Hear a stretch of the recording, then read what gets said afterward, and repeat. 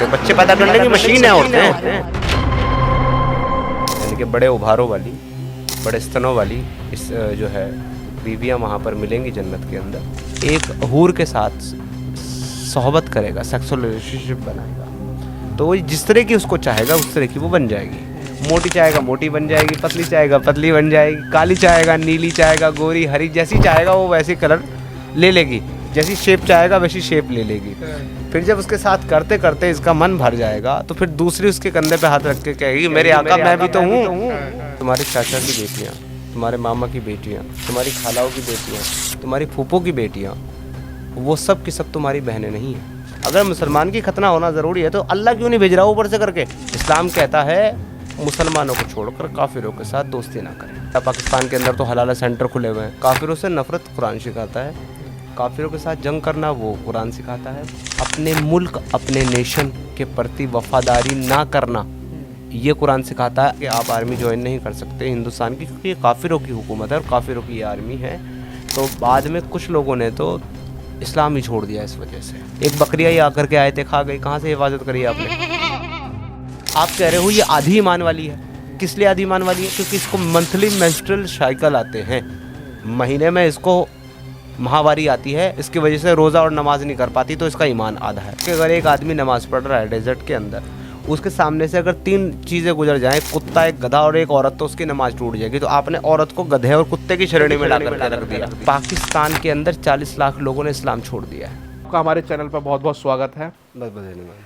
तो समीर जी, सबसे पहला सवाल तो यह है कि आप जो एक्स मुस्लिम बने, हिंदुस्तान में तो वाजिब लग रहा है, क्या ये एक्स मुस्लिम बंगाल, बांग्लादेश और पाकिस्तान में चल पाएगा?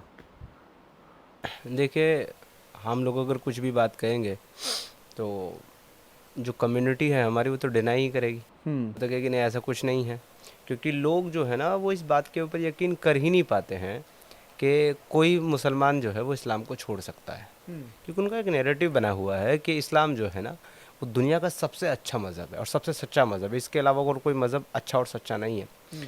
तो कोई इतने अच्छे और सच्चे मज़हब को भला कैसे छोड़ सकता है?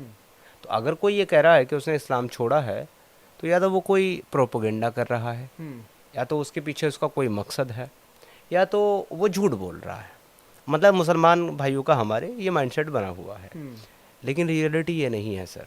रियलिटी ये है कि जब से इंटरनेट आया है और जब से सारी की सारी स्क्रिप्चर्स, किताबें, कुरान शरीफ, अहादीसें इंटरनेट पे डाल दी है सऊदी गवर्नमेंट अथॉरिटी ने, तब से लोगों के पास वो सारा डाटा भी पहुंचने लगा है जो डाटा मुल्ला और मौलवी छिपा करके रखते थे और बताते नहीं थे। बिल्कुल। एक आम मुसलमान खुद से कभी स्टडी करता नहीं है। अगर उसने मदरसे में तालीम हासिल नहीं की है और उसने उलूम की पढ़ाई नहीं की है, आलिम नहीं है, तो उसको ये हक नहीं देते कि आप कुरान की ट्रांसलेशन अपनी लैंग्वेज में पढ़ लें। मतलब अब तक ऐसा था, नहीं देते थे। लेकिन जब से इंटरनेट पर ये सारा का सारा मटेरियल अवेलेबल हुआ है, लोग इसको इजी एक्सेस करके पढ़ पा रहे हैं और हर लैंग्वेज में पढ़ पा रहे हैं। आप कुरान.com पे चले जाइए, वहाँ पे आपको कुरान की 34 लैंग्वेजेस में ट्रांसलेशन मिल जाएगी। तो हर एक इलाके का लोग, अभी ये मैं इंडिया की बात कर रहा हूँ, स्पेसिफिक एशिया की बात कर रहा हूँ, अलग अलग कंट्री की जो अलग अलग लैंग्वेज जैसे इंडोनेशियन है, पोर्तुगीज़ है, अच्छा, और फ्रेंच है, उनमें भी ये अवेलेबल है डाटा, तो वो लोग भी अब पढ़ सकते हैं। तो जब से ये चीज़ें आई हैं, एक्स मुस्लिम्स की जो तादाद है ना वो तेज़ी के साथ बढ़ रही है। कारण इसका ये है कि वो सारी की सारी इन्फॉर्मेशन जो आज के हमारे समाज और एरा के साथ रिलेट नहीं करती, या जिसको आज हम गलत समझते हैं। क्योंकि आप देखिए पुराने ज़माने में लोग क्या करते थे, पहले आज से 100 साल पहले भी चले जाएंगे तो वहाँ पे बाल विवाह का कॉन्सेप्ट था और हर जगह होता था। ठीक है, बच्चों की शादियाँ करती जाती थी। लेकिन आज हमारा समाज बाल विवाह को एक बुराई के रूप में देखता है। बिल्कुल। तो आज का जो समाज है वो बाल विवाह को एक्सेप्ट नहीं करेगा। अभी ये इस तरह की जो चीज़ें हैं उनको दबा करके रखा गया था, लेकिन इंटरनेट पे आने के बाद अब सब इसको पढ़ पा रहे हैं, देख रहे हैं। तो जिसका जहन खुला हुआ है, जिसके अंदर इंसानियत जिंदा है, जो अच्छाई और बुराई में फ़र्क कर सकता है, सर वो इस्लाम में रह ही नहीं सकता पढ़ने के बाद। जिस बाल विवाह की बात कर रहे हैं आप, एक कोई शादी होती है हैदराबाद में, वो शादी का एग्जैक्ट नाम मुझे याद नहीं है, वहाँ वही 12-13 साल की उम्र की जो लड़कियां हैं बाहर के शेख आते हैं, ऐसा कुछ चर्चाएं हाँ होती है, वो सच है क्या वो? जी जी बिल्कुल सच है। अ, लेकिन उससे पहले वो बात जो है, मेन उत्तर जो मेरा रह गया वो मैं आपको दे दूं कि आपने बांग्लादेश और पाकिस्तान और इस जगह के बारे में स्पेसिफिक बात करी, तो मैं आपको बता दूं कि ये हम नहीं कह रहे, हम कहेंगे तो लोग मानेंगे ही नहीं। पाकिस्तान के ARI न्यूज़ के ऊपर बैठ कर के मुल्ला चीखे मार मार करके रो रहे हैं। और क्या कह रहे हैं रोते हुए? कि पाकिस्तान के अंदर 40 लाख लोगों ने इस्लाम छोड़ दिया है। पाकिस्तान के अंदर? ये मैं आपको पाकिस्तान का डाटा बता रहा हूँ, जो मेरा नहीं है, पाकिस्तान गवर्नमेंट का है। और पाकिस्तान गवर्नमेंट की जो ऑफिशियल वेबसाइट है वहाँ पे उन्होंने पब्लिश किया, जिसके बाद मुल्लाओं ने छाती पीटना, रोना और चैनल के ऊपर जा कर के RR करना शुरू कर दिया। मतलब वो एक्स मुस्लिम हो गए? वो एक्स मुस्लिम हो गए, उन्होंने इस्लाम को छोड़ दिया है। तो ये आंकड़ा है पाकिस्तान का, ये सरकारी आंकड़ा है। जिन लोगों के बारे में गवर्नमेंट को एक्चुअली पता है, बहुत सारे ऐसे लोग हैं जिनका पता नहीं है। कारण क्या है कि लोग डरते हैं। जैसे कि आपने कहा हिंदुस्तान में तो फिर भी हम ओपन फेस के साथ बात कर पा रहे हैं आपके साथ बैठ करके, इतना थोड़ा बहुत हमको डिस्काउंट है। लेकिन पाकिस्तान और अफगानिस्तान और बांग्लादेश जैसी कंट्री में आप ये नहीं कर सकते। अगर आप ये करोगे तो लोग आपको मार देंगे। कितने ही लोग मारे गए हैं। कारण क्या है मारने का? लोग क्यों मारते हैं आपको? लोग आपको इसलिए मार देते हैं क्योंकि इस्लामिक शरा का ये कॉन्सेप्ट है। हदीसों के अंदर ये बात है, मन बद्दल दीनहु फक्तुलू, जो अपना दीन छोड़ दे, इस्लाम छोड़ दे, उसको मार डालो। तो इस वजह से लोग मारे जाते हैं। तो इस डर की वजह से लोग खुलकर सामने नहीं आ पाते। ये 40 लाख लोग तो वो हैं जो एक्टिव हैं, जो लिख रहे हैं, बोल रहे हैं, बता रहे हैं, किसी भी सोशल मीडिया पर जो है ये चीज़ें एक्सप्लेन कर रहे हैं, एक्सप्रेस कर रहे हैं कि वो एक्स मुस्लिम हैं, वो इस्लाम को नहीं मानते। ये 40 लाख लोग वो हैं। तादाद इससे बहुत ज़्यादा है। अब जहाँ तक बात करते इंडिया की, इंडिया का प्यू रिसर्च का आंकड़ा कहता है कि भारत के मुसलमानों की कुल तादाद का 6% अल्लाह और इस्लाम में बिलीव नहीं रखता। 6%। अब अगर आप मोटा मोटी 30 करोड़ भी मान के चलो भारत के अंदर मुसलमान, ये चलो 25 करोड़ मान लो, जो कि ऑफिशियल डाटा है, 25 करोड़ भी अगर आप मान लें तो उसका 6% बनता है तकरीबन 2 करोड़ के आसपास लमसम। तो सर भारत के अंदर 2 करोड़ एक्स मुस्लिम है। पर खुल के सामने तो आते नहीं। बहुत सारे समीर और सलीम जैसे ही दो बहुत चार सारे आते चुनिंदा हैं। लोग आते हैं। देखिए ये तो वो नाम है जो जगह जगह आपको दिख रहे हैं, जिनके बारे में आपने भी सुन लिया और किसी और ने भी सुन लिया। कल कोई और पॉडकास्ट में मैं बैठा हूँगा, वो भी मुझसे यही सवाल करेंगे, तो वो किस माध्यम से सुनेंगे? क्योंकि मैं आपके साथ चर्चा कर रहा हूँ। तो ये तो वो नाम है जिनको आपने सुन लिया है, लोगों ने सुन लिया। ऐसे बहुत सारे नाम हैं जो आकर के इस तरह का एक्टिविज्म नहीं कर रहे हैं, बस उन्होंने इस्लाम छोड़ दिया, अपनी ज़िंदगी को सुकून से गुजार रहे हैं। सुकून से है। हाँ। अच्छा, मेरा एक सवाल है, जो आपने पाकिस्तान के लिए बोला कि 40 लाख लोगों ने इस्लाम छोड़ दिया वहाँ पर, एक्स मुस्लिम कैटेगरी में वो पहुँच गए। हमने तो सिर्फ अभी तक ये सुना था कि वहाँ पर तो हिंदुओं के ऊपर अत्याचार हो रहा है, और पहले 20% थे, 18-20% थे, अब वो 2% रह गए। हम तो इस तरह का नरेशन सुन रहे थे। ये बात रियलिटी है, सच है। लेकिन जो पाकिस्तान की जो कुल पॉपुलेशन है वो भी तो 26-27 करोड़ है ना सर। अब 27 करोड़ में से अगर 1 करोड़ ने भी इस्लाम छोड़ दिया है तो 26 करोड़ तो अभी भी मुसलमान ही है। नहीं, वो तो बात ठीक है, पर ये वाला तो बात अभी जैसा आपने बोला वो मैं पहली बार सुन रहा हूँ कि 40 लाख लोगों ने वहाँ पे इस्लाम छोड़ दिया। जी। हम तो अब तक अत्याचार ही सुनते आए कि कभी मंदिर तोड़ा, मैं कभी आपको किसी वीडियो के का घर में लिंक घुस दूंगा, गए। आप इस पॉडकास्ट के साथ में ना मेरी इस स्टेटमेंट के साथ में वो वीडियो लगा दीजिएगा ARY का, तो उससे ये भी कंफर्म हो जाएगा कि मैं जो बोल रहा हूँ वो डाटा एक्चुअली पाकिस्तान और पाकिस्तान के न्यूज़ चैनल से आ रहा है, मैं नहीं बोल रहा हूँ। बिल्कुल। तो अब ये तो पाकिस्तान का थ्योरी रही, बांग्लादेश की बात अगर। बांग्लादेश का भी सेम सिस्टम है। बांग्लादेश में भी बहुत सारे लोगों ने जो है इस्लाम को छोड़ा है। और बस बात यही है कि जब आप एक ऐसी हुकूमत में है जो इस्लामी हुकूमत है, तो वहाँ पर आप खुल करके एक्सप्रेस नहीं कर सकते, ये बात बोल नहीं सकते कि आप इस्लाम को छोड़ दिए हैं। क्योंकि आप इस्लाम के ख़िलाफ़ कुछ बोलें या ना बोलें, कोई आप इस्लाम के ख़िलाफ़ एक्ट करें या ना करें, इट डज़ंट मैटर। अगर आपने सिर्फ इस्लाम को छोड़ा है तो इतने पर ही आप वाजिबुल कत्ल हैं इस्लाम में। एक सवाल मेरा ये है आपसे पर्सनली, क्या जब से आपने इस्लाम छोड़ा है, जब से आप एक्स मुस्लिम हुए, किसी तरह का कोई पछतावा? हाँ, एक पछतावा है मुझे ज़िंदगी में, और वो शायद मुझे ज़िंदगी भर रहेगा। वो पछतावा ये है कि जिस वक्त मैंने इस्लाम को छोड़ा था और छोड़ने के बाद एक स्थिति ऐसी आई मेरे साथ 2021 में कि मुझे मेरा घर छोड़ना पड़ा। तो उस समय मेरी पत्नी थी, उस समय मेरी पूर्व पत्नी, और मेरे 3 बच्चे। तो मैंने उनको अपने साथ लाने की कोशिश की उन परिस्थिति में। तो मैं अपने बच्चों को और अपनी पत्नी को आने के लिए कन्विंस नहीं कर पाया। तो मेरे जो बच्चे हैं वो आज भी उसी समाज में पलते हैं जिस समाज को मैं छोड़ करके आ गया, और मेरा पर्सनली ऐसा मानना है कि वो समाज मेरी बेटियों के लिए सुरक्षित नहीं है। मेरे बेटे के लिए तो फिर भी चाहे हो सकता है, क्योंकि ये दीन ही ऐसा है कि ये एक मैन मेड दीन है, और ये मैन को ही जो है ना वो पूरी की क्यों पूरी इतना अथॉरिटी देता है। असुरक्षित समझते हैं आप? कारण ये है सर कि जिस कम्युनिटी को ये बता दिया गया हो कि तुम्हारे चाचा की बेटियाँ, तुम्हारे मामा की बेटियाँ, तुम्हारी खालाओं की बेटियाँ, तुम्हारी फूफो की बेटियाँ, वो सब की सब तुम्हारी बहनें नहीं हैं, उनका तुम्हारे साथ जो है वो खून का रिश्ता नहीं है, तो तुम उनके साथ निकाह कर सकते हो। तो ऐसे समाज में आप कैसे उम्मीद करेंगे कि हमारी बेटी बहन सुरक्षित हैं? दूसरी बात यह है सर कि एक आदमी जो इस्लाम के ख़िलाफ़ बोल रहा है उसका कत्ल करना, उसके साथ किसी भी तरह का व्यवहार करना इस्लाम में जायज़ है। तो मुझे डर रहता है इस बात का।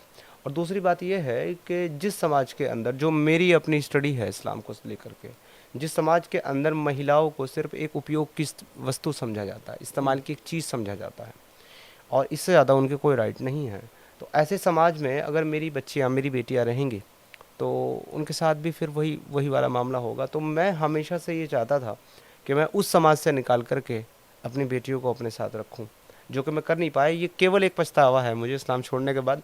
इसके अलावा इस्लाम को जिस दिन मैंने छोड़ा था उस दिन मेरे पास 100 सवाल थे इस्लाम से रिलेटेड। आज मेरे पास इस्लाम से रिलेटेड सिर्फ सवाल ही सवाल है, जवाब है ही नहीं। तो वो कौन से सन में छोड़ा आपने? मैंने 2018 में प्रैक्टिस करना बंद कर दिया था और 2021 में अनाउंस कर दिया पूरी तरीके से। और क्या वजह रही ऐसी कि जो बच्चों को अपने साथ नहीं लेके आ पाए? कोई एक ऐसी वजह रही हो? फैमिली प्रेशर, समाज, उनकी फैमिली का प्रेशर था और मेरी फैमिली का भी प्रेशर था। मैंने उनसे बात की, उनको लाने के लिए बोला कि मेरे साथ आप चलिए। वो रेडी भी हो गए, बैग वगैरह हमने पैक कर लिए, लेकिन मेरे माता पिता ने उनके माता पिता को इन्फॉर्म किया कि हमारा बेटा तो जा रहा है, आपकी बेटी भी जा रही है, अब आप बाद में हमें दोष मत दीजिए। तो उन्होंने रात के रात उनको बुला लिया, लेकर चले गए, इस कारण से नहीं ला पाए। और अभी वो रहते हैं वहीं पर। देखिए, फर्स्ट ऑफ ऑल तो मैं आपको एक चीज़ बता दूं कि मैं पूर्व पत्नी क्यों बोल रहा हूँ। जब निकाह जो है ना इस्लाम में एक एग्रीमेंट, एक मैरिज एग्रीमेंट है, और ये एग्रीमेंट जो है वो दो लोगों के बीच में हो सकता है जो दोनों मुसलमान हों। अगर उनमें से एक ने भी इस्लाम को छोड़ा तो ये जो एग्रीमेंट है वो ये ख़त्म हो जाता है, कॉन्ट्रैक्ट जो है ये ख़त्म हो जाता है, मैरिज कॉन्ट्रैक्ट। तो जब मैंने इस्लाम को छोड़ा तो इस्लामिक नैरेटिव के मुताबिक मेरी शादी हुई थी, निकाह हुआ था।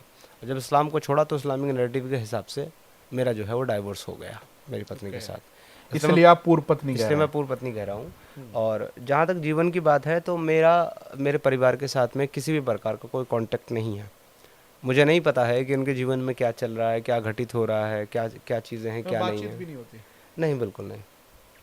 तब से छोड़ा, तब से कोई बातचीत नहीं हुई है, एक बीच में 1-2 बार हुई है पहले स्टार्ट में, उसके बाद अब नहीं होती। कारण वही है कि समाज का दबाव, प्रेशर, और बस वो एक मानसिकता के अंदर उलझे रहना कि इस्लाम अच्छा है, इसने गलत कर दिया इस्लाम को छोड़ करके, तो उसी मानसिकता के चलते नहीं बात करते। अगर जो अभी की जो परिप्रेक्ष्य में अगर हम बात करें, कोई अगर युवा आपसे ये कहे कि मैं एक्स मुस्लिम बनना चाहता हूँ, तो उसको क्या सलाह देंगे? इंसान बनना होगा सर। इंसान बनना हो तो क्या वो पहले से इंसान नहीं है? देखिए, वो जाति के अनुसार तो इंसान है, लेकिन अगर वो इस्लाम को फॉलो कर रहा है तो उसके एक्ट इंसान वाले नहीं है। ये बात बुरी लगेगी मुसलमानों को सुनने में, उनको लगेगा कि मैं ऐसा बोल रहा हूँ कि मुसलमान इंसान नहीं है। ऐसा नहीं मैं बोल रहा हूँ, मैं सिर्फ ये बोल रहा हूँ कि जो इस्लामिक आइडियोलॉजी है वो आपको इंसानों वाले काम करने नहीं देती। क्योंकि इंसान का काम क्या है कि वो दूसरे इंसान से प्रेम करे बगैर ये देखे कि उसका बिलीफ क्या है, बगैर ये देखे कि वो दिखता कैसा है, बगैर ये देखे कि वो कहाँ रहता है, बगैर ये देखे कि वो क्या मानता है। लेकिन इस्लाम क्या इसकी इजाज़त देता है? जवाब है नहीं। इस्लाम कहता है कि सिर्फ और सिर्फ मुसलमानों को चाहिए कि वो मुसलमानों को छोड़कर काफिरों के साथ दोस्ती ना करें। अगर कोई ऐसा करेगा तो उसका अल्लाह के साथ कोई ताल्लुक़ नहीं है। अब जिसका अल्लाह के साथ ही रिश्ता नहीं रहा, उसका इस्लाम के साथ क्या रिश्ता रह गया? तो इसलिए ये बहुत अच्छा काम है सबके साथ इंसानों वाला बिहेव करना, पर इस्लाम आपको इजाज़त नहीं देता, तो कैसे आप अपने आप को इंसान कहेंगे जब आप इंसानों वाला अमल ही नहीं कर रहे हो। दूसरों की माँओं बहनों बेटियों को माँ बहन बेटी की नज़र से देखना, उनका सम्मान करना, ये है इंसानी एट्रीब्यूट्स। लेकिन क्या इस्लाम आपको इजाज़त देता है? जवाब है नहीं। इस्लाम आपको कहता है वल मोहसिनाति मिनन निसाई इल्ला मा मलकत अयमानुकुम किताब अल्लाहु अलैकुम, जबकि तुम्हारे लिए शोहर वाली औरतें यानी किसी की बीवियां हराम हैं कि तुम उनके पास जाओ, उनके साथ सेक्सुअल जो है डिज़ायर अपनी पूरी करो या फिर उनके साथ शादियां करो, इसके लिए वो हराम है। लेकिन अगर वो जंग के बाद माले गनीमत में तुम्हारे कब्ज़े में आ जाएं, कौन? काफिरों की बीवियां, तो वो तुम्हारे लिए जायज़ है।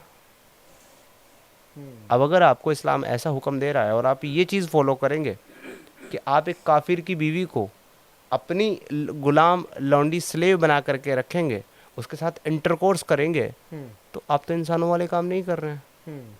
तो आप मुसलमान होकर के जाति से तो इंसान रह सकते हैं, एक्ट से इंसान नहीं रहेंगे। तो मैं अगर मुझे कोई ये कहता है कि मुझे एक्स मुस्लिम बनना है तो क्या करना होगा, मैं उसे इतना ही कहूँगा बस इंसान बन जाओ। कुछ लोग तो ये कहते हैं कि समीर भाई एक्स मुस्लिम है इसलिए इस्लाम को गाली देते हैं। और एक्स मुस्लिम क्यों है? आपने समाज को क्या दिया? एक कारण देखिए, हाँ। समाज को क्या दिया है वो तो मैं बाद में बताऊंगा। सबसे पहला सवाल यहाँ पर ये है कि लोग ये कहते हैं कि ये तो एक्स मुस्लिम है, ये इसलिए इस्लाम को बुरा बोलते हैं। तो वहाँ पर सवाल ये बनता है कि हम एक्स मुस्लिम क्यों हैं? हमारा एक घर था, हमारा एक परिवार था, बीवी बच्चे थे, एक अच्छी नौकरी थी, मैं CSC में डिस्ट्रिक्ट मैनेजर था हरिद्वार का, मेरे घर परिवार परिपूर्ण था, कोई कमी नहीं थी। मेरे पिता की बहुत बड़ा डेयरी फार्म है, मेरे भाइयों के अपने अपने बिजनेस हैं, अच्छा घर है डबल स्टोरी का। भैया मुझे क्या तकलीफ हुई थी, क्या परेशानी हुई थी, क्या मेरे सर में दर्द उठा था कि बैठे बैठाए एक दिन मैं एक्स मुस्लिम हो गया? दिमाग ख़राब मेरा कि मैंने चुन लिया कि भाई ठीक है अपना घर परिवार भी बच्चे सब त्याग करके अब मैंने जाना है और सन्यासी की भांति बंजारों की तरह मैंने भटकना है सारी दुनिया में, जहाँ मेरा जीवन ऐसा रहेगा कि जिस दिन भी मैं एक भी जिहादी के हत्थे चढ़ गया वो मेरी गर्दन काट देगा। मैंने ऐसा जीवन क्यों चुना? रीजन क्या रहा था? तो यही है ना कि इस्लाम एक गलत मजहब है, झूठा मजहब है। इस्लाम इंसान को इंसान ये तो नहीं रहने आप देता। कह रहे हो ना इस बात को, ये किताब कह रही जो है। मानने वाले हैं वो तो नहीं कह रहे ना इस बात को। ये यही बात है कि देखिए मैं नहीं कह रहा हूँ इस बात को, इस बात को वो इस्लामी स्क्रिप्चर कह रहा है जिसको मुसलमान मानता है लेकिन जानता नहीं। अब आप ये चीज समझिए, मानता है लेकिन जानता नहीं। जाकिर नाइक नहीं जानता? जाकिर नाइक जानता है तो जाकिर नाइक बताता कहाँ है लोगों को जो जानता है वो तो उसके तो शुगर कोड बड़े-बड़े- बताता है, शुगर कोड बताता है ना। उसके तो बड़े बड़े जलसे होते हैं, इतनी भीड़ होती है, उनके लोग उनकी क्या नाम है भाषण सुनते हैं। हम जैसे लोगों को क्यों नहीं बताता जाकिर नायक? हमारे जैसा एक आया था पाकिस्तान में, उसके सामने जवाब नहीं दिया, उल्टा उसको जो है ना धमकियां देने लगा, तुम ऐसे सवाल नहीं कर सकते, तुम ऐसे नहीं पूछ सकते। वो जवाब देता है ना। हाँ, बिल्कुल। अगर कोई आदमी सवाल कर रहा है आपसे स्क्रिप्चर से, लॉजिकल सवाल कर रहा है, तो आपको जवाब देना चाहिए ना। तो पाकिस्तान के उस एथीस्ट को जाकिर नायक जवाब ना देकर के गाली और धमकियां क्यों दे रहा है अगर जवाब देने वाला है? हमारे सामने आए बैठे, कहीं भी आ जाए, किसी भी प्लेटफॉर्म पे आ जाए, इंडिया नहीं आ सकता भगोड़ा तो दुबई में आ जाए, हम दुबई आ जाएंगे, बैठ ले बात कर लें, हमारे सवालों के जवाब दे दे। अगर हमारे सवालों के जवाब दे दिए, मैं आपको जिम्मेदारी दे रहा हूँ कि जितना एक्स मुस्लिम एक्टिविज्म चल रहा है ना सब बंद कर देंगे। जितने एक्स मुस्लिम्स हैं उन सबसे हाथ जोड़ के कह देंगे भैया हमने तुमको गलत बताया था, तुम वापस आ जाओ। लेकिन पहले हमारे सवालों के जवाब तो दे साहब। हम तो जितने लोगों के पास गए हमारे सवालों के जवाब तो कोई नहीं देता। उनके सवालों के जवाब दे करके फ़ायदा क्या है? जो पूछते ये हैं कि जी मुझे जो है वो रात को कितनी रकात पढ़नी है और दिन में कितनी रकात पढ़नी है, रोज़ा मुझे किस टाइम रखना है, किस टाइम खोलना है, वज़ू मुझे कैसे करनी है, बीवी के साथ सोबत कैसे करनी है, मुझे खाना कैसे खाना है, नबी का तरीका क्या है, पोटी जाना है जी नबी का तरीका क्या है। तो इन सवालों के जवाब दे सकता है जाकिर नायक। अगर हम पूछे कि नबी ने हजरत प्रॉफिट, बहुत सारे सवाल है, एक दो सवाल हमारे माध्यम से पूछ लिया जाए। पहले तो हमको सबसे पहले ये बता दे, कोई भी स्कॉलर जो बताना चाहता है, एक सिंपल सा सवाल मैं रख रहा हूँ यहाँ पर। सबसे पहले तो हमको ये बता दे कि अगर अल्लाह इस सारी कायनात का मालिक है और खालिक है और उसने सबको बनाया, यानी कि आपको काफिर भी उसी ने पैदा किया, मुझे इस्लाम घराने में पैदा भी उसी ने किया था, और उसकी मर्जी के बिना दुनिया में कुछ नहीं होता, यानी उसी की मर्जी से मैंने इस्लाम को छोड़ा, इस्लाम से मैं बाहर आया। अगर ये सब कुछ अल्लाह की मर्जी से ही हो रहा है तो फिर अल्लाह आपको और हमें सज़ा किस चीज़ की देगा? जहन्नम में क्यों डालेगा? अभी कुछ लोग कहते हैं कि जी ये तो टेस्ट है, उसने आपको दुनिया में आजमाइश के लिए भेजा है, आप यहाँ दुनिया में अगर अल्लाह को मानोगे तो अल्लाह आपको अच्छी जगह तक पहुंचाएगा, नहीं मानोगे तो अल्लाह आपको जहन्नम में डालेगा। तो फिर टेस्ट जब किसी का लिया जाता है तो उसको इक्वल राइट दे करके लिया जाता है, इक्वल फैसिलिटीज दे करके लिया जाता है। एक आदमी जिसको अल्लाह ने पैदा किया मुसलमान घराने में, उसके पास तो एज है, उसको तो बचपन से बताया यही गया है कि अल्लाह तेरा खुदा और मोहम्मद तेरा रसूल है ना। आप सर पैदा हुए हैं नॉन मुस्लिम घराने में, आपको कभी माँ बाप ने बताया बचपन में आपका खुदा अल्लाह है? बिल्कुल नहीं। आपके प्रॉफिट मोहम्मद ने कभी बताया? नहीं। तो आपको वो एब्रिंगिंग हमारे नहीं तो मिली। भगवान श्री राम और कृष्ण के बारे में और महादेव के बारे में बताया जाता है। एग्जैक्टली और ये मानना जो आपको बताया गया और जो आपने बचपन से प्रैक्टिस किया, ये मानना इस्लाम में शिर्क है और हराम है, इसकी वजह से आपको जहन्नम में डाला जाएगा। तो आपको तो जिंदगी में आप तो वही फॉलो कर रहे हैं ना जिस प्रकार आपकी अपब्रिंगिंग हुई, आपकी परवरिश जो आपको बताया गया। अगर वो इस वजह से है क्योंकि आप उस घर में पैदा हुए, तो उस घर में पैदा आपको किसने किया? अल्लाह ने। तो ये गलती आपकी कैसे है? बिल्कुल। इसके लिए फिर अगर किसी को सजा दी जानी चाहिए तो फिर अल्लाह को खुद को देनी चाहिए कि मैंने इसको काफिर क्यों पैदा किया। अल्लाह तो कुदरत रखता है ना। सूरह यूनुस की आयत नंबर 99 में कहता है कि अल्लाह अगर चाहता तो रोए ज़मीन पर जितने भी लोग हैं सबको वो ईमान वाला बना देता, तो पर क्यों नहीं बनाता? अगर उसके पास ये ताकत है ऑलरेडी, वो चाहता तो बना देता, फिर भी वो नहीं बना रहा है। तो इसके लिए अब वो किसी भी रीज़न से नहीं बना रहा है। मैं वो रीज़न जानने में इंटरेस्टेड नहीं हूँ कि वो क्यों नहीं बना रहा है, क्योंकि भैया वो रीज़न कुरान में अल्लाह नहीं बता रहा कि वो क्यों नहीं बना रहा है। तो अगर कोई मुझे अब यहाँ बताया ना बैठ करके कि जी वो रीज़न ये है, इस वजह से नहीं बना रहा, मैं उसके रीज़न सुनने में इंटरेस्टेड नहीं हूँ, क्योंकि मुझे वो रीज़न सुनना है अल्लाह से, कुरान से, हदीस से। ठीक है। अब फिर भी अगर वो रीज़न वहाँ हो भी तो भी वो रीज़न कुछ भी हो, उसके लिए सज़ा मैं क्यों भुगतूँ? उसके लिए सज़ा सुशील सिंह क्यों भुगते हैं? जो गलती अल्लाह की है। मेरा एक सवाल ये भी था कि जब अल्लाह ने मुझे भी बनाया और जो मुस्लिम है उसने भी उसको भी बनाया, तो वो किताब में काफिर क्यों बताया गया? मुझे जहाँ काफिर मिले उसे हटा दो, ऐसा कुछ लिखा होता है। काफिर का मतलब होता है इनकार करने वाला। तो जो किसी भी ऐसी चीज़ का इनकार करे जो इस्लाम और कुरान और जो अहदीस और जो नबी के तरीके में लिखी गई है या बताई गई है, वो डेफिनेटली काफिर है, इनकार करने वाला है, डिनाई करने वाला है। तो आप भी डिनाई करने वाले, मैं भी डिनाई करने वाला हूँ, हम सब काफिर हैं। तो इस कारण से हमको काफिर बताया गया कि हम अल्लाह की बात को डिनाई कर रहे हैं। वो बात जो तो अल्लाह बनाया ने, तो हमें अल्लाह नहीं था उनके हिसाब से, तो हम काफिर क्यों हुए? यही तो मेरा सवाल है। अब इस पर जलेबिया कह देते कि नहीं आपको काफिर थोड़ा ना पैदा किया था, आपको तो मुसलमान पैदा किया, तो आप तो बाद में काफिर हो गए। अरे भाई अगर अल्लाह हमको मुसलमान पैदा करता है और बाद में हम काफिर होते हैं, तो फिर भाई हमारी खतना करके क्यों नहीं भेजता? खतना तुम क्यों करते हो यहाँ मुसलमान बनाने के लिए? तुम कहते हो कि मुसलमान की खतना होना ज़रूरी है। अगर मुसलमान की खतना होना ज़रूरी है तो अल्लाह क्यों नहीं भेज रहा ऊपर से करके? जब अल्लाह मेरी आंख बना सकता है, मेरे नाक बना सकता है, मेरे बाल बना सकता है, मेरे उंगलियां, ये सब एक एक छोटी से छोटी एक एक पल्स नशे मेरी बना सकता है माँ के पेट में, तो क्या अल्लाह मेरी खतना नहीं कर सकता? बिल्कुल। तो वो क्यों नहीं कर रहा है? मुसलमान को मुसलमान बनाने के लिए खतना तो आप कर रहे हो, और फिर अल्लाह तुम मुझे मुसलमान बना करके भेजता है। अगर इस नैरेटिव को भी आप ले लो तो अल्लाह तो काफिर भेजता है हमको, मुसलमान तो तुम बनाते हो उसको। अच्छा, एक सवाल मेरा ये है, जैसे अब आप एक्स मुस्लिम हो गए तो नमाज अभी भी पढ़ते हो? मैं नमाज तो 2018 से नहीं पढ़ता। क्यों? इस्लाम छोड़ दिया, प्रैक्टिस करना बंद कर दिया। प्रैक्टिस करने के बाद सबसे पहला काम जो मैंने किया था वो मैंने यही किया था कि मैंने नमाज़ पढ़ना छोड़ दिया था। मैं तबलीगी जमात में रहा काफ़ी लंबे अरसे तक, और मेरा यात्रा पे भी निकलते थे हाँ जमात के साथ? जी, मेरा काम ये था कि खुद तो नमाज़ पढ़ना ही 10 टाइम की, दूसरों को कम से कम 5 टाइम की नमाज़ें पढ़ने के लिए उनको मोटिवेट करना, प्रेरित करना। तो उसके बाद से आपने बिल्कुल जब इस्लाम को छोड़ा तो तबलीगी जमात में जुड़े होने के कारण बहुत सारे लोग थे जो जुड़े हुए थे, वो आने लगे। मस्जिद में नहीं आते आजकल। दाढ़ी रखी थी आपने वो भी कटवा दी, सुन्नत लिबास पहनते थे अब पैंट शर्ट पहन के घूम रहे हैं। क्या उस हुआ? समय आपकी वही दाढ़ी और टोपी हाँ, लगाकर पूरा वो तालिबान वाला लुक, तालिबान वाला, हाँ वही पूरा लेकर के घूमते थे हम लोग। तो जब हमने वो सब हटा दिया तो फिर तबलीगी जमात वाले लोग आते थे कि चलो मस्जिद में चलो, अल्लाह से तौबा कर लो, अल्लाह माफ़ करने वाला है, ये तुमने गलत कर दिया है बहुत। सारी दुनिया इज्जत करती थी, अब क्या हाल हो गया देखो आपका, लोग जो है बुरा भला बोल रहे हैं। तो हमने एक बात ही उनसे हमेशा कही, मैंने कहा भैया हम सब काम करेंगे, जो आप चाहते हो वो सब मैं करूँगा, वापस चलूँगा, उसी तरीके से काम करूँगा। मेरे ये चंद सवाल हैं, इनके जवाब ले आओ। अब वो सवाल सुनते ही वो कहते थे भाई हम थोड़ा ना आलिम हैं, हम थोड़ा ना आपका जवाब दे सकते, किसी आलिम के पास जाओ, मौलवी के पास जाओ। अब मैं उस पीरियड में सर 400 से ज़्यादा आलिमों से मिला। क्या सवाल होते हैं ऐसे आपके? वही सारे जो हम रखते हैं अपनी स्ट्रीम्स के माध्यम से, वही सारे जिस पर हम डिस्कशन करते हैं, इस्लाम के नैरेटिव से, कुरान से, अहादीस से। ऐसी बहुत सारी चीज़ें मैं बताने बैठ जाऊंगा तो 3-4 घंटे का पॉडकास्ट हो जाएगा आपका। 2 सवाल पूछ लिए जाए कोई, अगर मौलाना आप कहने लगे कि आप तो समीर भाई तो आप फर्जी हो जी बिना बात के, आप इस्लाम को गाली देते हो, जी तो उस मौलाना से 2 सवाल तो कर सकते हो ना आप कि भाई मैं इसलिए मैं एक्स मुस्लिम बना। जी। एक तो मैंने आपको अभी बताया कि अल्लाह खुद ही काफिर पैदा करता है, खुद ही मुसलमान पैदा करता है, फिर लोगों को जो है दुनिया में भी गालियाँ देता है, उनको कुत्ता, बंदर, सुअर, खिंजीर, पोटी तक कहता है, अंधे, गूंगे, बहरे कहता है, और फिर उनको कहता है कि तुमको जहन्नम में बड़ा अजाब देंगे।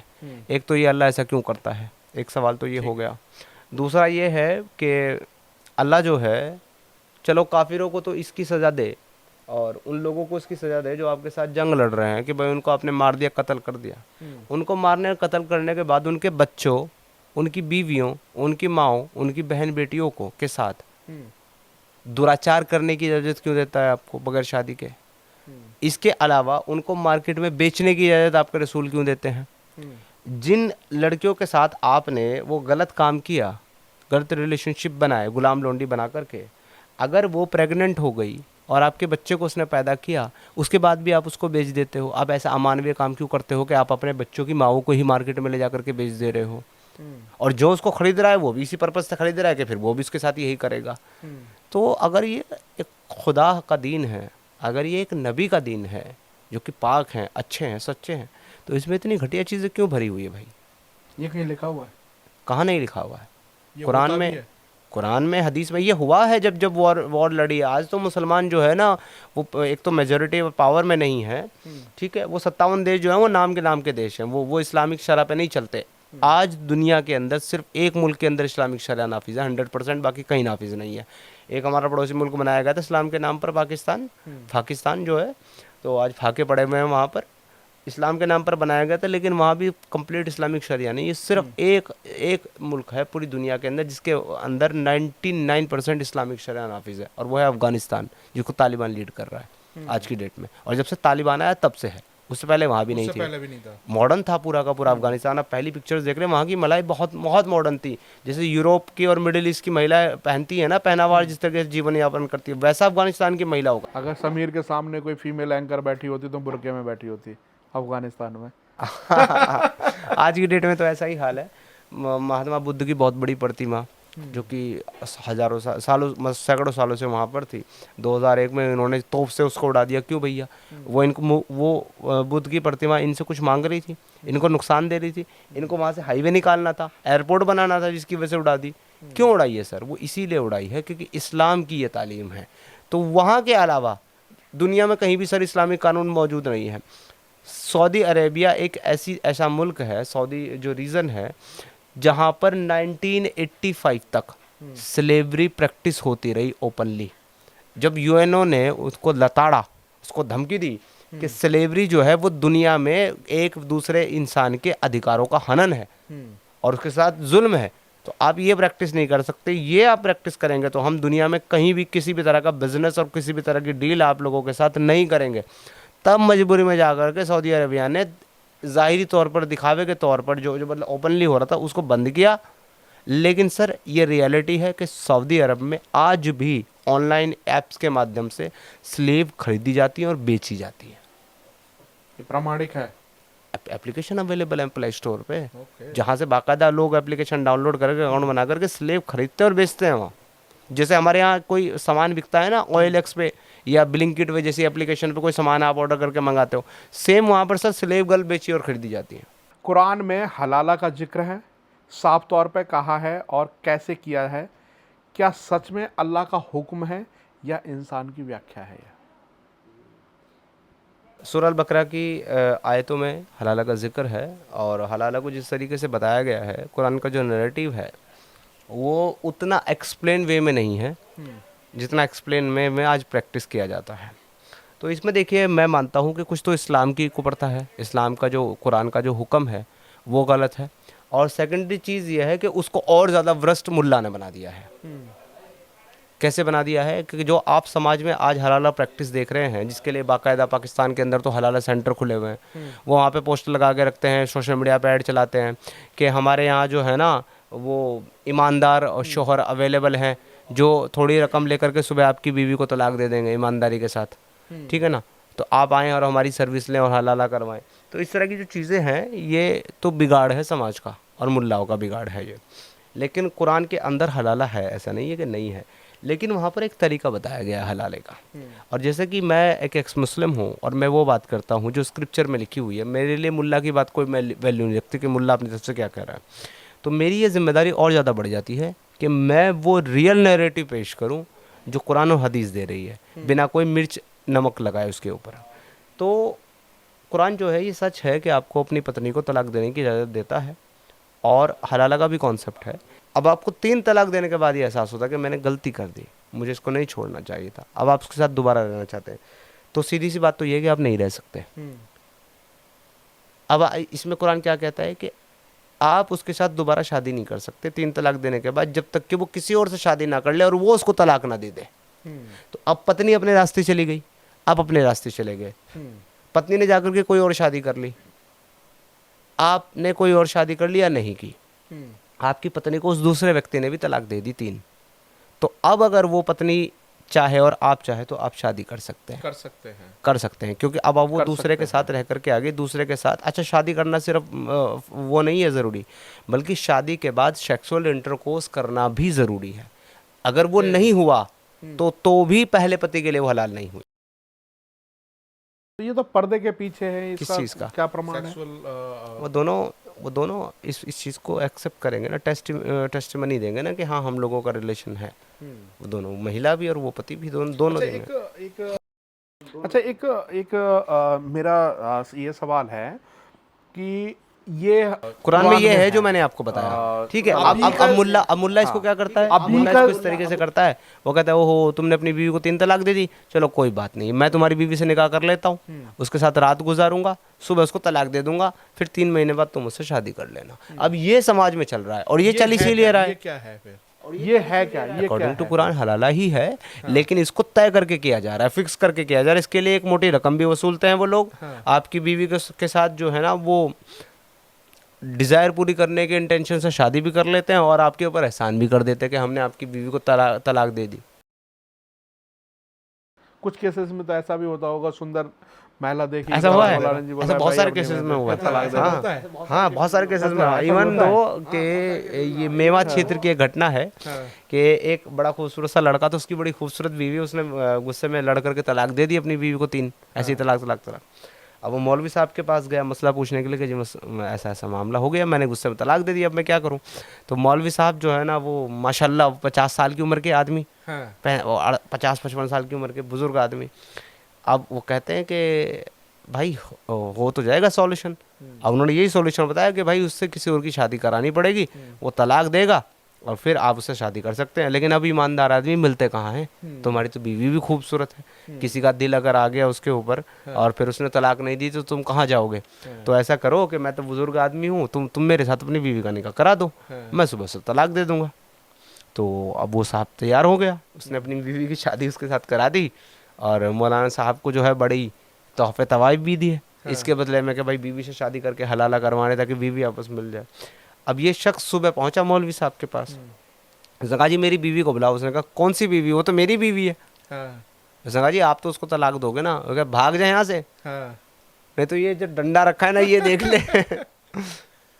साहब उसने तलाक दी ही नहीं दिया। वो इमाम था मस्जिद के अंदर, वो जब तक जिया वो उसकी बीवी रही, जब वो मर गया तब तक वो आदमी ने दूसरी शादी कर ली थी।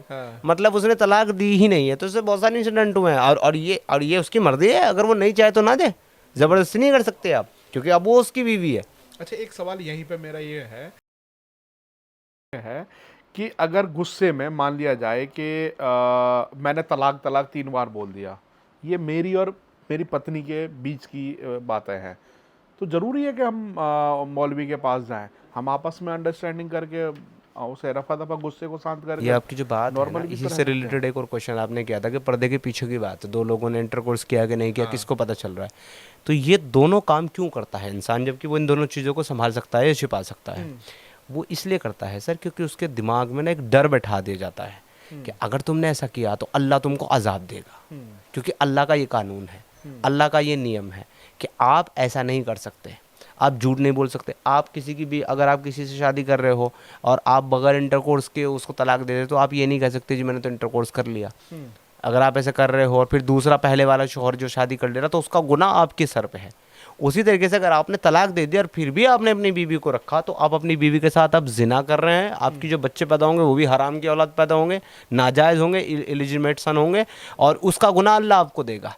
तो ये जो ऐसा गुनाह, बताया जाता है। ये जो गुनाह, ये कुरान में है, ये हदीसों में है। तो ये जो एक डराने वाला जो एक मामला है ना, जो लोगों के दिमागों के अंदर, दिलों के अंदर जो डर पैदा किया जाता है, उसकी वजह से सारा चल रहा है सिस्टम। तो एक और सवाल है कि कई बार हमने देखा कि ये हलाला वाली जो बातें हैं, मौलाना अपनी बेटियों के लिए तो रखते नहीं, दूसरों के लिए कैसे फिर जायज़ है? मैं तो उसको नहीं कह सकता कि मौलाना अपनी बेटियों को रखते हैं ही नहीं रखते, क्योंकि मेरे सामने तो ऐसा कोई इंसिडेंट नहीं है किसी किसी मौलाना की बेटे को तलाक हुआ हो और उसने ये कह दिया हो कि ये सब चीज़ें मैं नहीं करूँगा। क्योंकि मैंने सबके आपको लिए इम्प्लीमेंट है ये, मैंने ऐसा आपको नहीं है। बताया कि मेरी जो हुज्जत है ना, मेरा जो आर्गुमेंट है वो कुरान और हदीस है, मुल्ला की ज़िंदगी और मुल्ला के एक्ट नहीं है। तो ये कुरान जो है वो सबके लिए बराबर है। इवन दो हजरत प्रॉफिट मोहम्मद साहब के लिए भी था, जिनके ऊपर ये नाजिल हुआ, जिन्होंने लोगों को दिया, उनके लिए भी सेम ही था, सेम अप्लाई होता है सबके ऊपर। तो आपके मुताबिक कुरान में सबसे ज्यादा विरोधाभासी आयत कौन सी है? जब और आयत तुम की मुझे बात आती है ना, मुस्कुरा जाते हैं, ऐसा क्यों? आप सवाल ही ऐसा करते हैं कि जैसे ही आपने ये सवाल किया ना कि विरोधाभासी आयत कौन सी है, तो मैं अब ये नहीं सोच रहा कि मैं कौन सी दूं, मैं ये सोच रहा हूँ कि इतनी सारी में से कौन सी दूं। बस सारी विरोधाभासी है। बहुत सारी हैं, बहुत सारी है। 8 की 64 और 65 जब आप पढ़ेंगे तो आप हंस पड़ेंगे। मैं इसीलिए हंसा था उसी को सोच करके। 8 की 64 में अल्लाह कहता है कि तुम मुसलमानों को तरगीब दिलाओ और इनको जंग के लिए उभारो, तैयार करो। इनमें से अगर 100 मुसलमान तकवे वाले, ईमान वाले होंगे, तो वो 1000 काफिरों पर गालिब आ जाएंगे। इसके बाद क्या होता है साहब, इसके बाद लड़ाई होती है और उहद की लड़ाई होती है और मुसलमानों की बहुत ज़बरदस्त पिटाई होती है उसमें। रसूल अल्लाह के सामने के 3 दांत भी टूट जाते हैं, इतनी ज़बरदस्त पिटाई होती है। उसके बाद में अल्लाह दूसरी आयत भेजता है। अब अल्लाह ने तुम्हारे अंदर की कमज़ोरी को जान लिया है, तो अब अगर तुम में से 100 ईमान वाले होंगे तो वो 200 पर गालिब होंगे। अब आप ये बताइए कि अगर अल्लाह सब कुछ जानने वाला है, अल्लाह को सब कुछ पता है, तो पहले कह देता कि 100-200 पे गालिब आओगे। पहले इतना फेंकने की क्या ज़रूरत थी कि 100,000 पे गालिब आओगे, बेचारे जाकर के पिट गए इस चक्कर में। फिर आप कह रहे हो कि जी 200 पे गालिब आएंगे। तो ये कॉन्ट्रडिक्शन, ये विरोधाभास नहीं है। अब बाकी तो मल्टीपल है, लेकिन ये इसलिए मुझे हंसी आई थी क्योंकि इसका कॉन्टेक्स्ट ही ऐसा है। अब जैसे कि मैंने आपको बात करते हुए थोड़ी देर पहले सूरह यूनुस की आयत नंबर 99 दी थी, उसमें अल्लाह कहता है अल्लाह अगर चाहता तो तमाम रूए ज़मीन पे जितने भी लोग हैं सबको ईमान वाला बना देता। तो क्या आप ज़बरदस्ती करेंगे कि वो ज़रूर ईमान ले आए? एग्जैक्ट ये लिखा गया है, यानी मोहम्मद को साहब को अल्लाह कह रहा है कि क्या आप ज़बरदस्ती करोगे कोई ईमान ले आए? फिर वहीं सूरह तौबा की आयत में कहता है कातिलुल लज़ीना ला युमिनूना बिल्लाहि वला बिल यौमिल आखिर वला युहर्रिमुना मा हर्रमल्लाहु। इन लोगों के साथ तब तक जंग करो जब तक ये अल्लाह और क़यामत के दिन पे ईमान ना ले आए। अरे आप तो अल्लाह हो, आप कर सकते हो कि वो ईमान ले आए, आपके पास चाहना है, आपको आप चाह लो और ये सारे ईमान ले आएंगे। फालतू में मुसलमानों की तशरीफ क्यों तुड़वा रहे हो जंग में कि जाओ उनके साथ लड़ो। फिर मोहम्मद साहब कहते हैं I commanded to fight with people till they say ला इलाहा इल्लल्लाह। मुझे अल्लाह ने हुक्म दिया है कि मैं तब तक लोगों के साथ जंग लड़ूं जब तक लोग ला इलाहा इल्लल्लाह ना कह दें। भाई मैं ये जानना चाहता हूँ, लड़ाई करने की, जंग करने की, पिटाई करने की, पिटने की ज़रूरत क्या है जब अल्लाह के पास ऑलरेडी वो ताकत और वो पावर है कि अगर वो चाहे तो सब मुसलमान हो जाएंगे? क्यों नहीं कर देता? ये कॉन्ट्रडिक्शन नहीं है? There are many contradiction. जिसको ऐसा लगता है कि मैं जो बता रहा हूँ या मैं जो बातें रख रहा हूँ उसके पास उनका जवाब है, तो वो आ जाए,